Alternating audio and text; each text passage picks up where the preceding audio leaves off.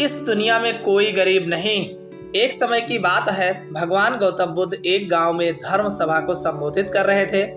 लोग अपनी विभिन्न परेशानियों को लेकर उनके पास जाते और उसका हाल लेकर खुशी खुशी वहां से लौटते।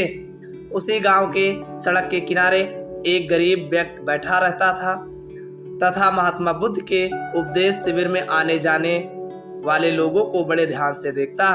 उसे बड़ा आश्चर्य होता कि लोग अंदर तो बड़े दुखी चेहरे लेकर जाते हैं, लेकिन जब वापस आते हैं तो बड़े खुश और प्रसन्न दिखाई देते हैं। उस गरीब को लगा कि क्यों ना वो भी अपनी समस्या को भगवान के समक्ष रखे।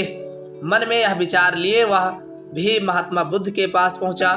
लोग पंक्तिबद्ध खड़े होकर अपनी समस्या को बता रहे थे। जब उसकी बारी आई तो उसने सबसे पहले महात्मा बुद्ध को प्रणाम किया और फिर कहा, भगवान, इस गांव में लगभग सभी लोग खुश और समृद्ध हैं, फिर मैं ही क्यों गरीब हूँ। इस पर उन्होंने मुस्कुराते हुए कहा, तुम गरीब और निर्धन इसलिए हो क्योंकि तुमने आज तक किसी को कुछ दिया ही नहीं। इस पर वह गरीब व्यक्ति बड़ा आश्चर्यचकित हुआ और बोला, भगवान, मेरे पास भला दूसरों को देने के लिए क्या होगा?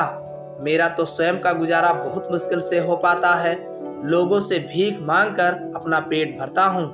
भगवान बुद्ध कुछ देर शांत रहे, फिर बोले, तुम बड़े अज्ञानी हो।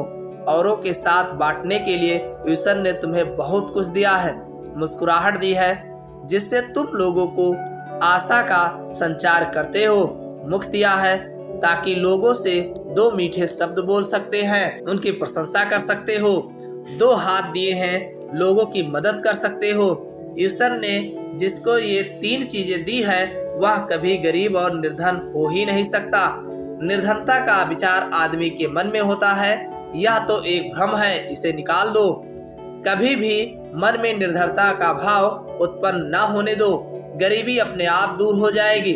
भगवान बुद्ध का संदेश सुनकर उस आदमी का चेहरा चमक उठा और उसने इस उपदेश को अपने जीवन में उतारा, जिससे वह फिर कभी दुखी नहीं हुआ। कहानी कैसी लगी कमेंट करके जरूर बताएं। वीडियो को लाइक, शेयर एवं सब्सक्राइब चैनल को जरूर करिएगा।